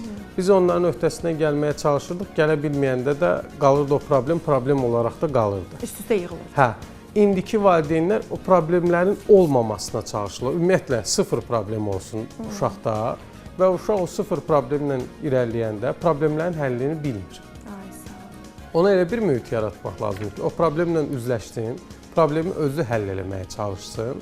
Özü həll eləyə bilməyəndə, gəlib bizdən kömək istəyəndə biz ona kömək eləyək. Bu, təhsildə də özünü göstərir, bu xarakterdə də, hər yerdə özünü göstərir. Yəni, uşağın öz istəkləri, öz fikri olmalıdır. Yəni, biz uşağın köynəyinin rənginə qədər seçəcəyiksə, o uşağın təbii ki, gələcəkdə heç bir istək olmayacaq. Üstəgəl, indi çox komfortlu bir rejim yaratmışıq. Ay, Çox komfort yaratmışıq uşaqlara, bu reallıqdır. Bizim uşaqlarımızın bu günləri ehtiyacı olan hər şeyi var. Ehtiyacı olan hər bir şeyi olan bir insanın bilirsiniz, istək ehtiyacdan doğan bir şeydir də. Ya bizə yeridilmiş istəklər var, misal üçün sosial şəbəkələrin bizə yeritdiyi istəklər. Heç ağlımızda, fikrimizdə, marağımızda olmayan bir şey. Biz baxırıq, hə, mən də bundan istəyirəm, mən də bundan istəyirəm. Bu düşüncəli istək deyil. Bu, belə deyək, bu sadəcə baxır, mən də ondan istəyirəm, heç onun marağı da yoxdur ona. Amma bir də var ki, daxildən gələn istək bir çox halda ehtiyacdan doğur. Sən də ona heç bir ehtiyac yaratmayanda, bu günləri ən axırıncı, mənim şagirdlərim, baxın, bizim təhsil müəssisəsində, dərs prosesində telefondan istifadəyə icazə yoxdur. Yəni, daxil olduğu şagird telefonlar yığılır, bir də çıxanda verilir. Siz o telefonları mən belə düzsəm, baxsaz, onların 90%-i sonuncu iPhone-dur. Və valideynlərin heç biri, heç o telefonu istifadə eləmir. Sonuncu pullarına da olsa, övladını alır. İndi bir sual verirəm, bir uşağın yaxşı geyimi varsa, evdə mükəmməl qidalanma varsa, sonuncu telefondan istifadə eləyirsə, onun nəyə ehtiyacı var? Heç nə. Hə, nə istəsin? Nə arzulasın? Hə, nə istəsin, nə arzulasın? Valideynlər bilməlidir ki, mən razıyam, tamamilə hər şeydən məhdud eləmək də mümkün deyil və düzgün də deyil. Valideyn bilməlidir ki, mən uşağıma elə bir şərait varlıq içində də olsa, yəni elə bir şərait yaratmalıyam ki, o heç olmasa nəyəsə can atsın. Ən azından nəyisə verəndə, nəyinsə əvəzində vermək lazımdır. Mükafat kimi. Mükafat kimi. Yeri gələndə də bu mükafatı da almaq kimi bir şey də olmalıdır. Çünki idarə etmək çox çətinləşib. Nə valideyn evdə uşağını idarə edə bilmir bu günləri, nə məktəbdə uşağı idarə eləmək mümkün deyil. Bir gözəl söz var, deyir ki, belə deyək, pampesli egoistlər yetişir məsələsi. Hə, bu necə var idi, elə dedim, ona görə pampes dedim. Bu uşaqlar, siz çox egoistik ruhda böyüyür. Çox yaxşı uşaqlar var, mən amma bir şeydə... Mən də özüm burada müəyyən payları da götürürəm, həm valideyn kimi, həm də həqiqətən bir teleaparıcı kimi. Bizim efirimizdən sonra kifayət qədər çox sayılı zənglər gəlir bizə, həqiqətən tam səmimiyyətimdən deyirəm. Bunu bəlkə də ilk dəfə etiraf edirəm. Fərid daha yaxşı mənə başa düşər. Deyirlər ki, şou yaradım da efirdə, qalmaqal eləyin, qoyun nəsə olsun.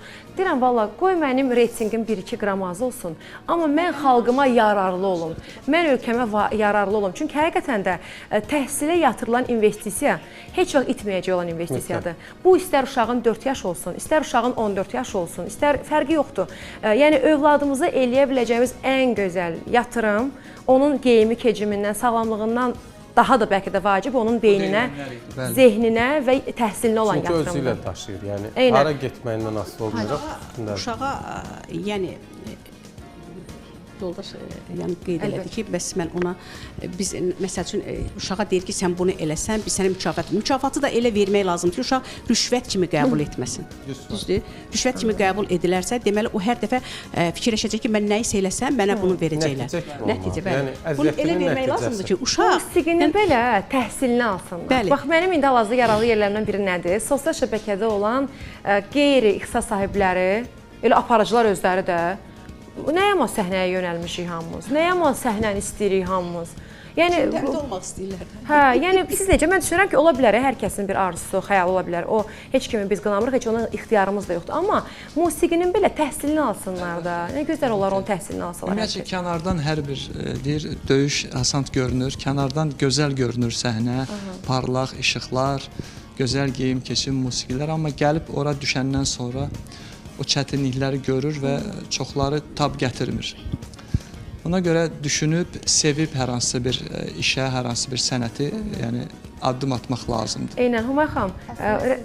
Hə, mənim sizə salam var, sizə söz var. Bir şey deyim sizə, indiki zəmanədə bir çox insanlar var ki, tələbələr var ki, universiteti bitirir, amma öz ixtisası üzrə işləmirlər. Bəli, düzdür. Və səhər də məsələn, istədikləri işə girəndə deyirlər ki, bu təhsilə diplom lazımdır. Bəli. Əlbəttə ki, alınmır da, elə olanda da diplom lazımdır. Məcbur ikinci təhsil alırlar. Bəli, ikinci təhsil alırlar, belə. Nə oldu sizdə? ilk təhsilim mənim olub. Mənim atam, anam hər ikisi iqtisadçıdır, belə deyək. İqtisad o vaxtki Xalq Təsərrüfatı İnstitutunu bitiriblər. Yəni mən də İqtisad Universitetini bitirmişəm. Kolleqayıq ki siz. Bəli, bəli. Amma mən ora daxil olanda artıq oranın belə deyək ansamblində ifa eləyirdim. Belə də oxuyurdum, amma belə də oxuyurdum. Artıq oranın ansamblində ifa eləyirdim. Hə, valideynlər dedilər ki, iqtisadçı ol. İqtisadçı, bəli. Amma dediz yadıma düşdü. Mənim misal üçün o diplomum qalıb. Mən artıq oranı bitirdim. Belə də qismətlə deyə bilərik. Yəni cəhd oldu əslində mən bitirəndən sonra 1-2 iş olaraq cəhd oldu. Nəsə ondan sonra alınmadı, dəqiq yadımda qalmayıb detalları ilə. Sonra müsabiqə oldu 2008-ci il o Yeni Ulduz layihəsi. Ondan sonra da davam Özünüzü elədim. artıq sənətdə sınamağa qərar Bir şeyi qeyd edeyim. Ay, sağ ol. İstək olan yerdə nail olacaq. Bəli, bəli. İstəməm çünki babam, dayım bu sənətin sahələri, bu sahənin insanları olub. Mən gözümü açıb, yəni evimizdə, ailəmizdə ancaq musiqi, bu sənət haqqında söhbətlər, peşəkar musiqi dinləmək. Rəsm çəkərkən mahnıları çoxmu dinləyirsiniz? O meditasiya mahnıları. Amma ən çox da sözsüz mahnılar. Sözsüz? Sadəcə musiqinin. Meditasiya mahnıları. Musiqi, bəli. Bir şey deyim, bayaqlarım çox gözəl məqama toxundu. Fərid bəy? Bəli, Fərid bəy. Elə bir ki, nəyi demək istəyirəm? Valideyn, məsələn, uşağa hər dəfəsində deyir ki, sən filan bir ixtisasa sahib olmalısan, filan olmalısan, filan olmalısan. Bu əslində düzgün bir şey deyil. Valideyndir, mən bir müəllim olaraq da sadəcə olaraq bizlər bir tövsiyə verə bilərik uşaqlara ki, belə ola bilərsən, istəyirsənsə, amma əslində bir yetkin fərd, bir tələbə doğulan gündən, əlbəttə ki, Allah indi qismətini nə yazıbsa o olacağı, o sözsüz.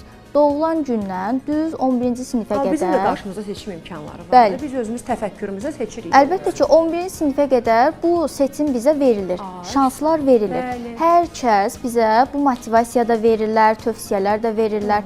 Amma bayaqlarım nəyi demək istəyirəm? İxtisasa deyirəm ki, hansı ki, başqa ixtisas seçirlər, amma diplomu yoxdur deyə oxuya bilmirlər və yaxud da işləyə bilmirlər. Yəni, bir tələbə araşdırmalıdır, çoxlu şeylər araşdırmalıdır ki, mən nəyi çox sevirəm, nəyə marağım var, o sahə üzrə getməlidir. Yəni, elə tələbə var ki, sevmir, onu oxuyur, ondan sonra gedir başqa bir ixtisasda. Bəs sizin nə zamansa duluşçuluğa bir marağınız olubmu? Duluşçuluğa elə də marağım Səmimi. Bir rədd rəssama duluşçuluğu çox gözəl bacarırlar. Gəlin yanıma, gəlin. Elə də marağım o. Gəlin, gəlin olsun. Canlı efirdə da gəlməlisiniz. Gəlin yanıma. Yaxşı ki, canlı efirdir bizim üzümüz. Rədd eləyə bilmirlər, təkliflərimi rədd eləyə bilmirlər. İndi bu üzükləri çıxardacağıq. Hər birini çıxardacağıq, keçəcəyik Nazar bəyin yanına. Nazar bəy orada bizə görək rəsmlər, bu çox gözəl rəsmlər çəkmişsiniz. Bilirəm, mən də ilk dəfə idim, ikinci olacaq inşallah. Səhnə boş qalıb, Fərid bəy. Səhnə çox boş qalmalı deyil, siz zəhmət olmasa. Böyük ümumiyyətlə, mən fikrimi tamamlayım. Mənim ikinci təhsilim də Mədəniyyət İncəsənət Universitetidir, təbii ki. Hal-hazırda 4-cü kursda təhsil alıram, bəli. Yəni ikinci ixtisas üzrə. Amma təhsilini almağınız mükəmməl. Yəni o qədər məşhur Yeni Ulduz müsabiqəsindən sonra yenə təhsil almağa getdiniz. Bəli, əlbəttə. Çox gözəl, uğurlarınız bol olsun. Çox təşəkkür edirəm. Həqiqətən də çox gözəl bir məqamdır. Keçən efirlərimizin birində Fərid bəy ifa eləyə-eləyə burada duluzçuluq işləri görürdü. İndiyə qədər xatirimdədir. İndi istəyəcəm sizdən gözəl bir papure eşidək. Əhvalımız daha da gözəlləşsin. Səfərisi papure olmalı idi, hə? Səs rejissorumuz hansını səsləndirsə ifa edəcəm. Səhnə sizin. Bütün mahnılarınız gözəldir. Səhnə sizin.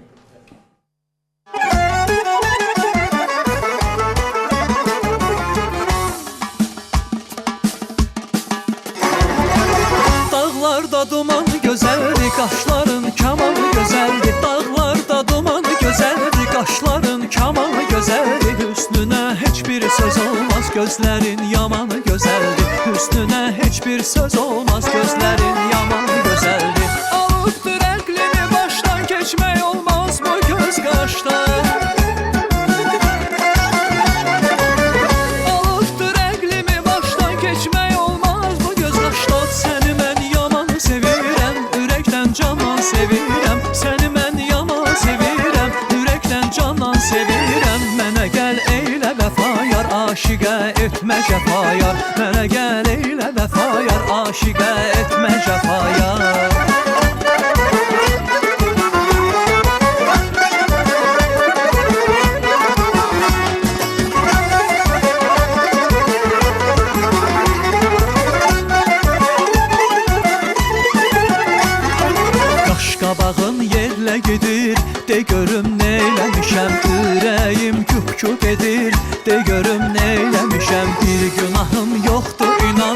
sade olum qurban göz verəm bu hala mən ölürəm az qala mən bir mənə bax naz eyləmə bir mənə bax naz eyləmə naz eyləmə naz eyləmə qaş qabaq tökmə belə de görüm nə eləmişəm gəl mənə dağ çəkmə belə de görüm nə eləmişəm qaş qabaq tökmə belə de görüm nə eləmişəm gəl mənə dağ çəkmə belə de görüm nə eləmişəm sən mənim dilbərim bəri gəl canımın cananəsi bəri gəl sən mənim dilbərim bəri gəl canımın cananəsi bəri gəl iki cahan sərvərim bəri gəl dərdimin dərmanəsi bəri gəl iki cahan sərvərim bəri gəl dərdimin dərmanəsi bəri gəl bəri gəl bəri gəl bəri gəl canımın cananəsi bəri gəl bəri gəl bəri gəl bəri gəl eşqimin nişanəsi bəri gəl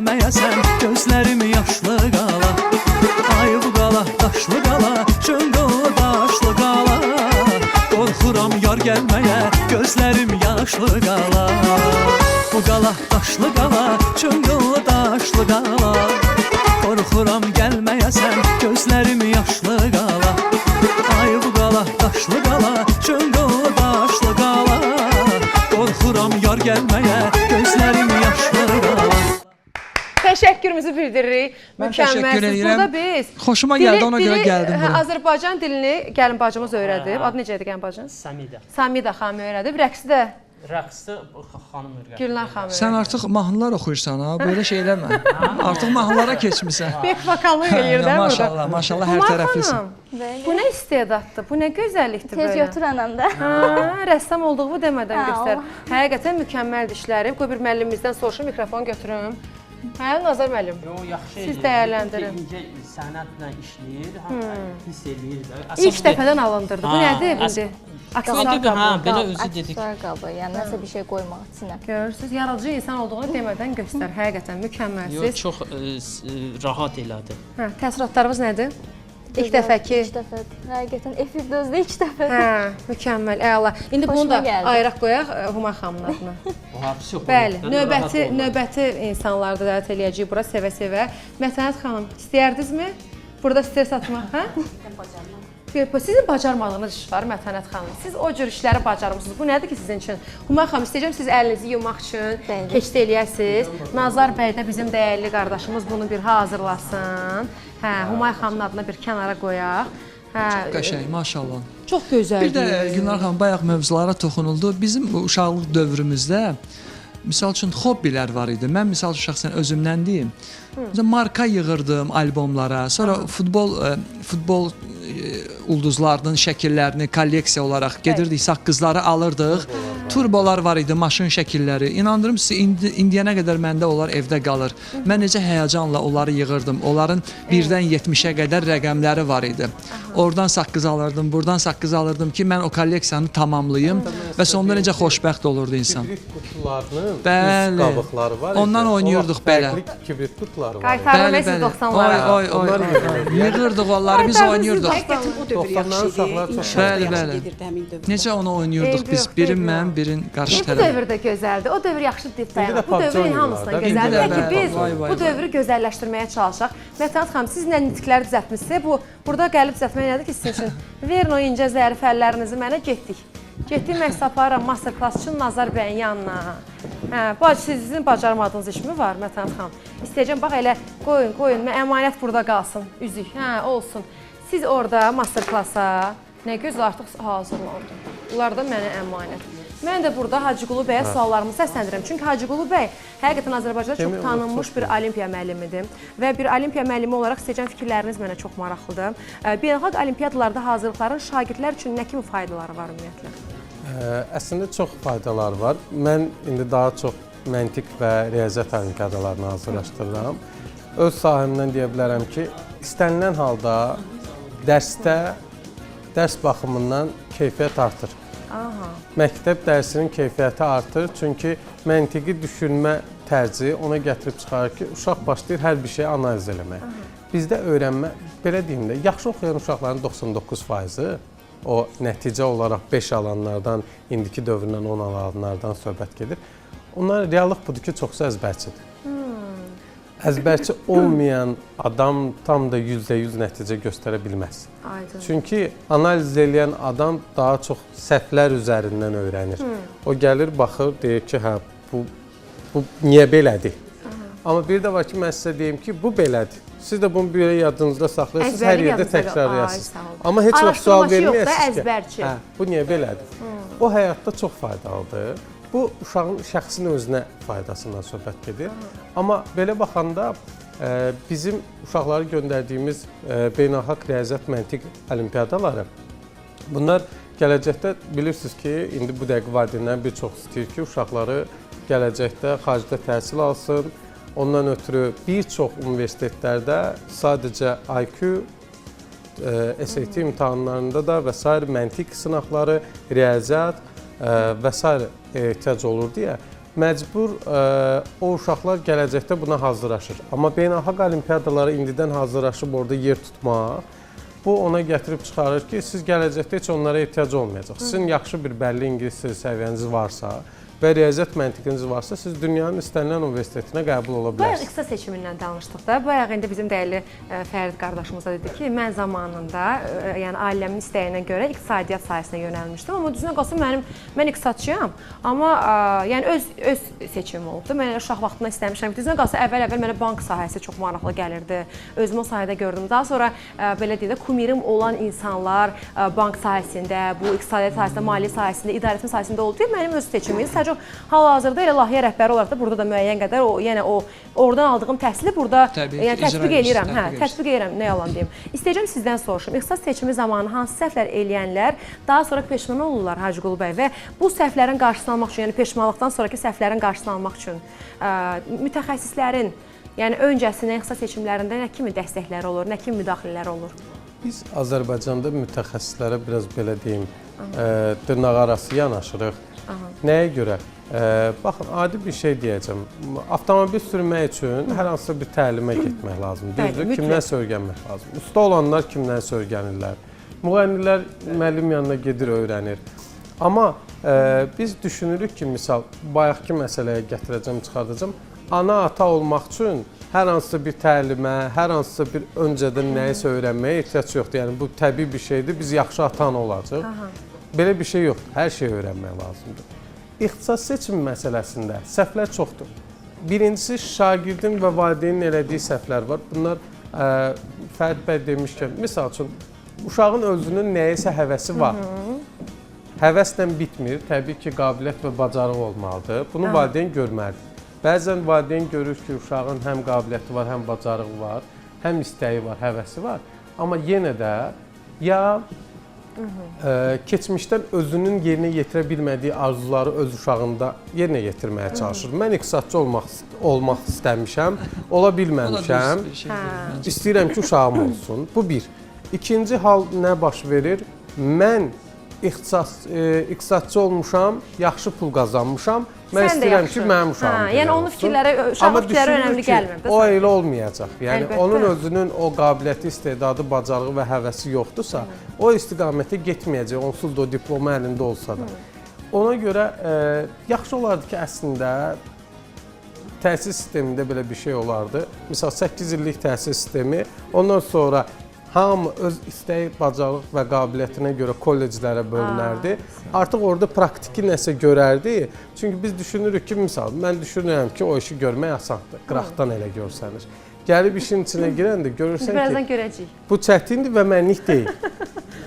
Bunu anlayandan sonra mən bunun təsirini almalıyam. Məncə orta təhsil və bu inkişaf eləyir. Orta təhsil yavaş-yavaş inkişaf elədikcə ali təhsil hər kəs üçün olmamalıdır. Yəni, ali təhsil, sən sadəcə bu işlə məşğul olursan və istəyirsən bu işdə mükəmməlləşəsən, ondan sonra gedirsən ali təhsil. Hacı Qulu bəy, əslində həyatda hər bir şey sadədən mürəkkəbə doğru gedir də və təhsil də elə məktəb öyrənmə elə birinci sinifdən və günümüzdə ən aktual mövzulardan biri də budur ki, birinci sinifə qəbul prosesi. Hansı ki, məktəb ilə başında valideynlərin çoxluğunun rastlaşdığı problemlərdən biri budur ki, uşaq məktəbə getmək istəmir, erkən saatlarda oyanmaq istəmir və yaxud da ağlaması, məktəbə getmək istəməməsi bu kimi problemlərlə bağlı istəyirəm ki, bu halda birinci sinifə uşaqlarını qoyandakı o problemlərlə rastlaşan valideynlərə nə tövsiyə eləyərdiniz? Burada iki məqam var. Bir, valideyndən asılı olan məqamlar var. Digər məktəbdən və müəllimdən. İbtidai sinifdə məktəbdən çox müəllimdən asılı olan bir şeydir. Çünki bir insan var da, yəni bir ibtidai sinif müəllimi var, valideyndən sonra mənim gördüyüm şəxs odur. Və mən başlamalıyam onunla ünsiyyət qurmağa. Valideyn əgər uşağı məktəbə, müharibəyə gedər kimi yola salırsa, bax, rahat olma, hər şey yaxşı olacaq və s. və axır. Uşaq bilmir hansı da hara gedir. Amma uşaq görəndə ki, valideyn təşviş içindədir, düşünür ki, demək ki, mən nəyəsə bir təhlükəli yerə gedirəm və orada ehtiyatlı olmalıyam. Bunu aşılayırlar. Müdafiə rejimi sanki keçir. İkinci məsələ valideynlə müəllimin arasındakı ünsiyyətdir. Birinci sinifdə valideynlə müəllimin arasındakı ünsiyyət çox önəmli olmalıdır. Düşünün ki, mən uşağımı gətirirəm, verirəm kiməsə, uşaq durur, belə aşağıdan yuxarı baxır. Nəyə baxır? Valideynlə müəllimin ünsiyyətinə. Görürsə ki, o ona güvənir, inanır və yaxşı münasibətləri var, deyir, gülüb danışırlarsa, demək ki, bu kimdirsə yaxın adamdır. Və mən anama yaxındır, atama yaxındır, onlar buna güvənirlər və mən də buna güvənə bilərəm. Amma indi nə baş verir? O bayaq dediyimiz məsələ, biz uşaqlarımızı hədsiz qorumağa çalışırıq deyə. Biz düşünürük ki, məktəb də onlara zərər verəcək, müəllim də zərər verəcək və s. və axır. Sanki təciz eləməyə çalışırıq, müdafiə eləməyə çalışırıq da uşaqları. Və belə bir şeylər var. Bax, heç kimə nə bilim, yeməyini vermə, birdən səni döyərlər, vurarlar, sən kimsə nəsə desə mənə deyir və s. və axır. Bunlar hamısı uşağı o. Səni kimsə vursa, sən də vur. Səni kimsə vursa, sən də vur. Düzdür, özünü müdafiə eləmə bacarığı olmalıdır, qabiliyyəti olmalıdır. Amma aqressiya göstərməli deyil. Aqressiya da evdən gəlir. Bir çox şeylər evdən gəlir. Məsələ orasındadır ki, indiki dönəmimizin problemi də ondan ibarətdir ki, indi biz valideyn olaraq evdə tapılmırıq deyə, heç evdən də gəlmir. Sosial şəbəkədən, internetdən, televizordan hardansa gördüyümüz şeyləri, uşaq da nə görür, onu götürür siz demişkən və başlayır onu orada tətbiq eləməyə. Bizim dövrümüzdə Fərid müəllim düz deyir. Biz qurğuşundan, zammaska ilə, qırla, napilniklə, yəni belə baxanda itə bir alətdir. Bu boyda napilniklə oynayırdıq. Hamımız çöldə atırdıq və heç kimin ağlına gəlmirdi ki, bu uşaq bu napilniki götürər o birisi uşağı vurar. İndi biz Amma sosial şəbəkələr bizə o qədər bunu aşılayıb ki, xof verib. Biz uşaqlarımıza fikirləşirik ki, onlar napilniklə oynasalar bir-birlərini bıçaqlayarlar. İti alətlə oynasalar. bəli. Və mən sizə deyim ki, reallıq da ondan ibarətdir. O uşaq onu görür. Uşaqlar qorumaqdan danışır. Uşaqları elə şeydən qorumaq lazımdır. Uşaq aqressiya görürsə, aqressiv olur. Uşaq sevgi görürsə, sevgi dolu olur. Süngərdir, sanki övladlarınız bizim süngərdir. Bəli, Nə görsə tam orada. olaraq. Mən əminəm ki, Fərid bəyin övladları artıq yavaş-yavaş oxuyurlar onun üçün, hə? Oxuyurlar. Əsas dərsin Oxuyurlar, yaxşı yox, oxusun ilk ifa növbədə. oxumaqda. İndi görürlər ki, ataları səhnədədir. Qızım ifa- əlbəttə ki, yəni musiqi duyumu var. Ay, nə gözəl. Yəni maşallah hər tərəflidir. Onun da yeri gəlmişkən rəsmə marağı var. Yəni gözəl. öz-özündən Allah rəsmlər çəkir. Sulu boya ilə. İstedadı var. O da İstedadı genetik var. götürülüb də Fərid bəy. Genetik. Misal üçün o günləri görürəm məktub yazır. Onun hansısa bir sinif yoldaşı ondan nəsə aralarında inciyib ona məktub yazır ki, barışaq. Ay Belə ya. maraqlı yanaşması var. gözəl. Kreativ Fantaziyalı uşaqdır. uşaq. Həqiqətən hər Uşaqlar birisi bu indiki dönəmin uşaqları bizim dövrümüzdə həmişə belə pis deyiblər. Yaşlı təbəqə həmişə deyib ki, indiki uşaqlar belə deyilədi. Mən sizə reallığı deyim ki, indiki uşaqlar çox fərqlənirlər. Bəli. Bizim dövrümüzdə adətən orta təbəqə var idi. Yəni belə tərbiyə və təhsil baxımından deyirəm. Hamı demək olar orta idi. Bir standartlaşma var idi də. İndi çox böyük bir fərq var. Ya çox yaxşılar var. Ya belə deyim, uşağa Orta heç vaxt yoxdur pis da sanki. deməzlər. Passiv uşaqlar. Amma yəni Ya passiv. problemli uşaqlar var.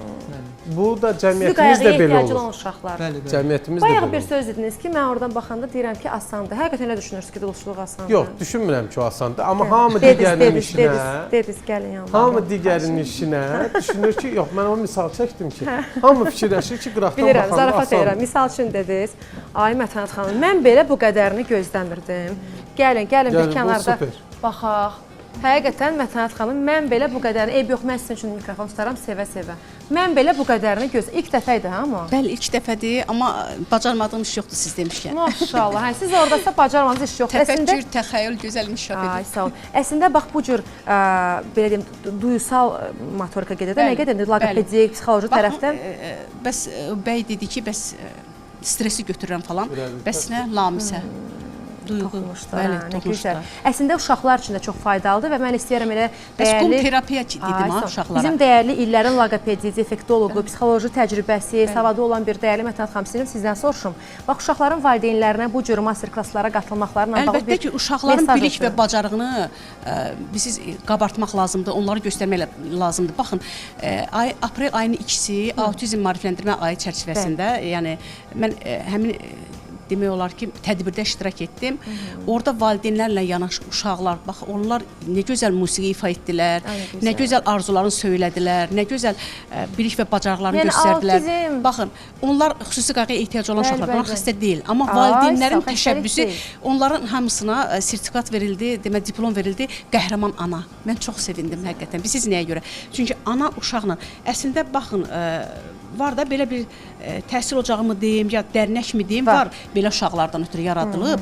Yəni ki, bu uşaqlar imенно Məhz elə bu. məhz bununla elə işləsə, bundan savayı qum terapiya edirlər. Ay, Qum sağ ol. terapiya ilə işləsələr, Daha gözəl nəticələr əldə edə Nəticə bilərlər. nədir? Daha inkişafa doğru gedir. Bunu da bizim dəyərli Mətənət xanım üçün ayıraq qoyaq kənara. Bu sobanız dolu deyil, soba doldur deyil, peç doldu. Əlinizi, işimdir, öz əl işimdir. çox gözəl. Əl işiniz sizə çatacaq inşallah. Çox Əlinizi sağ olun. yumaq üçün bizim dəyərli koordinatorumuz Tutu xanım üçün keçid eləyə ora. Şəkər xanım hardadır bizim şəkərimiz? Buyurun, buyurun, buyurun. Bəli, sizin üzüyünüz, nəyiniz varsa, hazırlandı artıq. Mikrofonunuzu unutmayın, zəhmət olmasa. Mikrofonu unutmayın. Bizim dəyərli burada Nazar bəy, Nazar bəy, öyrətdiniz ya hamıya? Hamıya öyrətdiniz. Hə, çox gözəl, çox gözəl. Mən kömək eləyəcəm sizə. Nazar bəyə göstərənə qədər mən burada bizim dəyərli dostumuza kömək eləyim. Aha. Əla. Sizin də maşallah belə başa düşürəm ki, sosial şəbəkədən gördüyüm, izlədiyim qədərilə bacarmadığınız bir iş məqam yoxdur. İnşallah. Aha. Keçək. Heç nə olmaz. Heç nə olmaz. Canlı efirdə. Burada özü də gör heç spontan, planlaşdırılmamış. Bizim dəyərli Hacıqulu bəy burada qəşəng bir əl işi hazırlayacaq. Ona qədərsə mən Hacıqulu bəy istəyirəm elə sizdən soruşum. Bax, uşaqların sosiallaşması üçün bu məqamlardan vuruladıq. Bəs hazırda ölkəmizdə keçirilən beynəlxalq olimpiyadalarda şagirdlərin hazırlıq prosesi necə gedir? Sizi əl işiniz elə danışdıracağım bu arada. İki tərəfli sizi kəşf edəcək. Beynəlxalq olimpiyadaların hazırlıq prosesi necə aparılır? Biz adətən belə deyim, ölkəmizin müxtəlif yerlərindən qatılır deyə şagirdlərimiz. Yəni mənim elə bu yaxınlarda cavablar çıxdı. Şagirdlərimdən biri Naxçıvanda birinci oldu, biri də Gəncə şəhərinin birincisi oldu. Və bu uşaqlar Azərbaycan müxtəlif bölgələrindən qatılırlar deyə dərslərimizi onlayn aparırıq. Amma əyani dərslər də var, onlayn əyani dərslər çox az halda fərdi. Çünki mənim öz işimlə paralel apara bilmirəm deyə bilirsiniz. Mən təhsil müəssisəsi rəhbəriyəmsə saat 6-ya 7-yə kimi işləyəm. Və dərslərimi ancaq 7-dən sonra başlaya bilirəm. Şagirdlərimiz də müxtəlif şəhərin müxtəlif yerlərində yaşayırlar, müxtəlif məktəblərində. Müxtəlif məktəblərində oxuyurlar deyə. Onlar gələ bilmirlər. Yəni eyni mərkəzə təbii ki, gələ bilmirlər. Ona görə biz daha çox onlayn aparırıq və onlayn aparmağımız daha rahatdır, mən sizə deyim. İndi bax sıfırdan ilk dəfədir ki, mən sizə kömək edeyim. Görürsünüz, asistantlıq da eləyirəm sizə, day. Adama bundan başqa nə lazımdır, ay Hacıqulu bəy?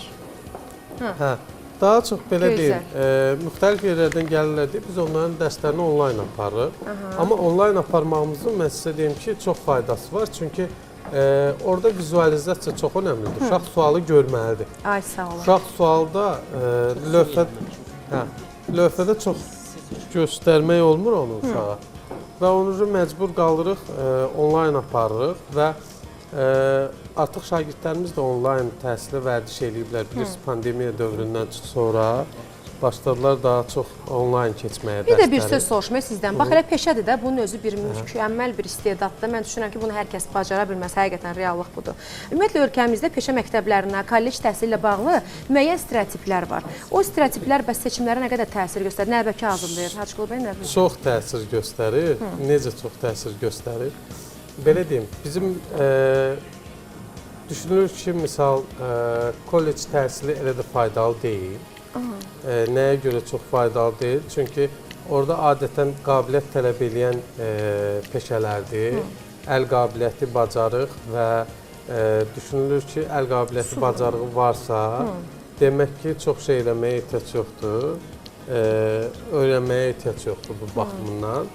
Amma bu yanlışdır. Mən İsveçdə olanda, mən ümumiyyətlə tez-tez səfər eləməyi xoşlayıram və həmişə İşgüzar səfərlər? İşgüzar və ya belə deyim, travel olaraq və onların, məncə saxlayaq, kifayət edir və onların əksəriyyətində mən onların təhsil sektorundan maraqlanıram ki, neynirlər, necə edirlər ki, belə deyim də, özdə kifayət qədər İsveç, Norveç, Skandinav ölkələri bu istiqamətdə inkişaf eləmiş ölkələrdir.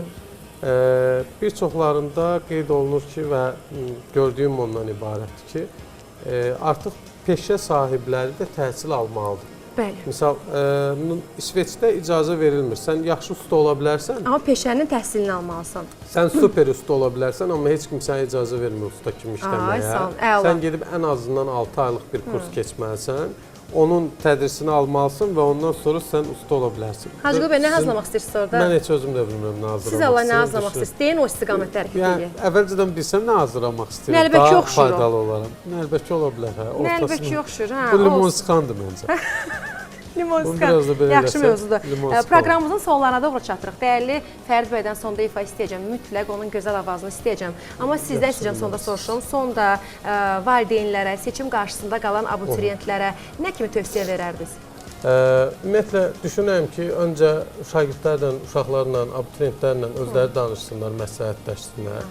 İkinci, dediyim kimi, yanaşma biraz dəyişməlidir. Hər işin öz mütəxəssisi var. Yəni, bu həyatda bir dəfə olan bir şeydir ixtisas seçimi və gördüyümüz kimi hamının da təhsilinə təsir eləyir. Yəni, belə deyim, sonradan başlayırlar öz sevdiyi işlə məşğul olmağa və ikinci təhsil alırlar. Bu əziyyəti niyə 2 dəfə çəksinlər ki? Elə bir dəfə oturub müzakirə edib, Əgər- qərar verib, öz sevdiyi, istədiyi, qabiliyyəti olan bir peşəni seçsələr Aynen. və burada da mütəxəssis köməyi nə qədər lazım olsa mütləq. biz canla başla Seçimlərdə olub. nəsə bir sıxıntı varsa, heç sıxıntı yoxdursa belə Hacıqulu bəyə rahatlıqla müraciət edə bilərsiniz və öz gələcəyinizi əmanət eləyə bilərsiniz.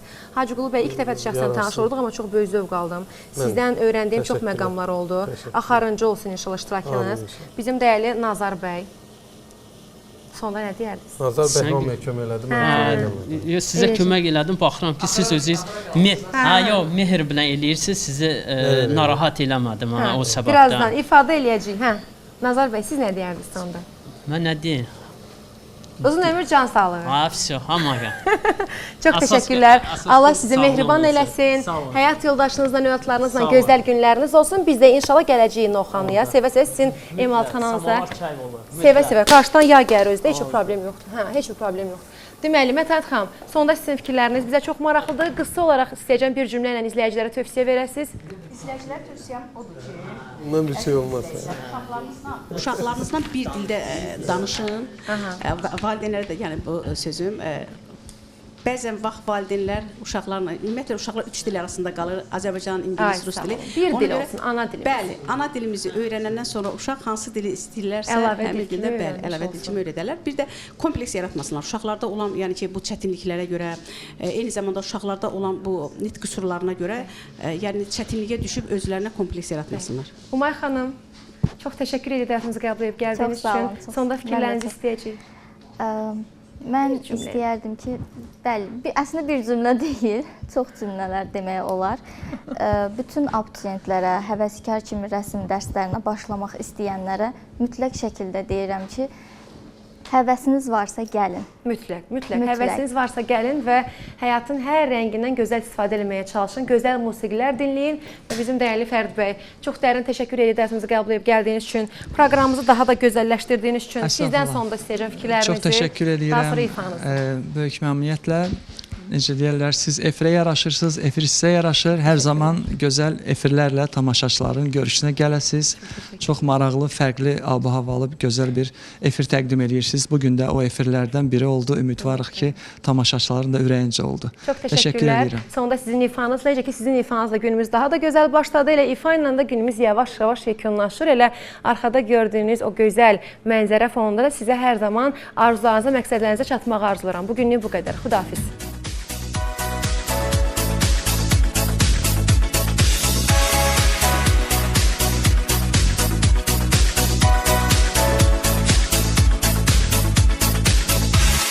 Если в глаза ты посмотришь мне сейчас, значит поймешь все как будто в первый раз.